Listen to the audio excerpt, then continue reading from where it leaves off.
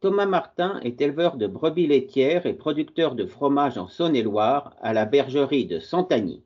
Adhérant dès la première heure au réseau Bienvenue à la ferme, il nous en détaille les avantages.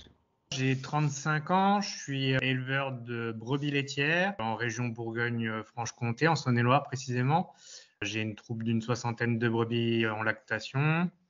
On est converti en bio depuis notre installation, donc 2020. Une installation qui s'est faite en tant qu'hors-cadre familial. Une reprise d'exploitation sans reprise d'atelier. Donc en 2020, aujourd'hui, on a une 60aine de brebis en lactation. On commercialise fromage, tout ce qui est produits laitiers au lait de brebis.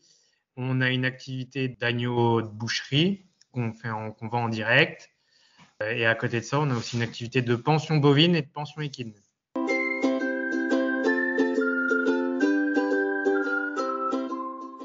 En quoi la Chambre d'agriculture vous a-t-elle accompagné lors de votre installation? On a bien sûr eu un accompagnement en chambre. Alors tout d'abord, moi, en tant qu'hors-cadre, même si j'avais un diplôme agricole, donc c'est une réorientation professionnelle, j'ai refait un BPREA, donc à la Chambre d'agriculture de Côte d'Or à l'époque, en 2018.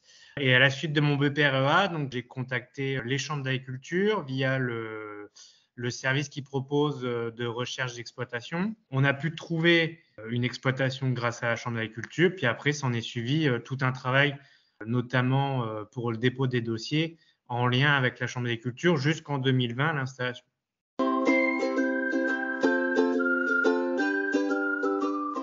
Qu'est-ce qui vous a conduit à choisir l'élevage de brebis laitières? Moi, personnellement, je recherchais une production où je pouvais valoriser 100% de mes produits sur l'exploitation et le tout en vente directe. Donc, au tout début, s'était posé la question d'un atelier en ovin allaitant où j'ai fait machine arrière sur mon premier projet compte tenu de la grandeur de l'exploitation qui était face à nous.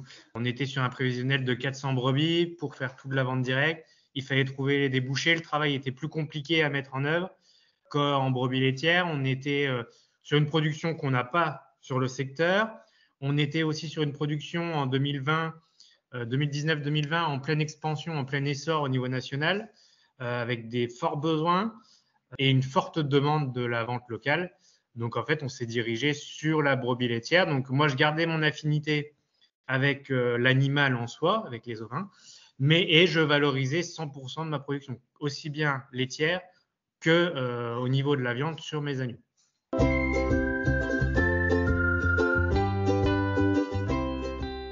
Quel type de fromage produisez-vous spécifiquement?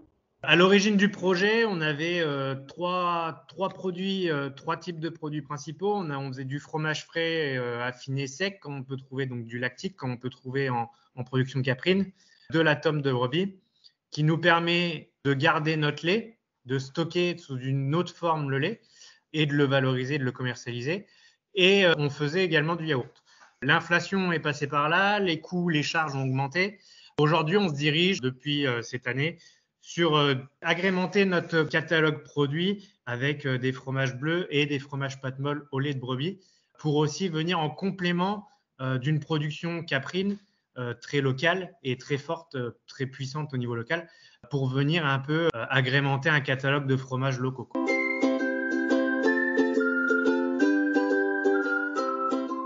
Comment s'organisent vos circuits de distribution? Alors, nous, géographiquement, on est en plein cœur du département et la Saône-et-Loire est construite de telle façon, il y a deux axes principaux, Châlons-Mâcon, mais on va avoir beaucoup de petites, moyennes grandes villes autour, Le Creusot, Monceau, Autun, Tournu, etc., qui nous permettent d'avoir plusieurs bassins d'activité. Donc, j'ai une part de mes consommateurs qui sont sur les grands bassins, Châlons-Mâcon.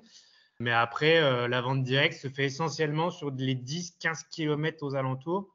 Donc, on participe énormément à des marchés locaux, producteurs, hebdomadaires, occasionnels, organisés à la fois par les communes, les comités des fêtes, etc.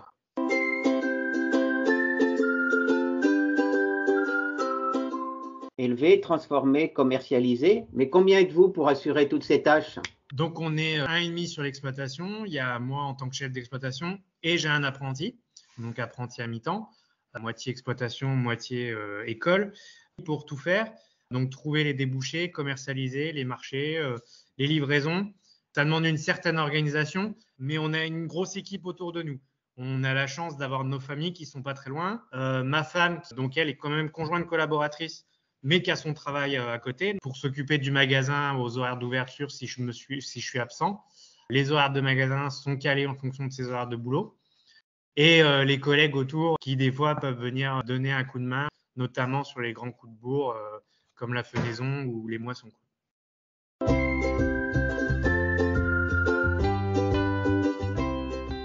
Pourquoi avoir choisi d'adhérer au réseau Bienvenue à la ferme? Moi, je suis adhérent Bienvenue à la ferme parce que lors de ma démarche de recherche de débouchés, j'ai pu contacter la Chambre et ils avaient mis en place les marchés de producteurs de pays organisés par Bienvenue à la ferme sur notre département.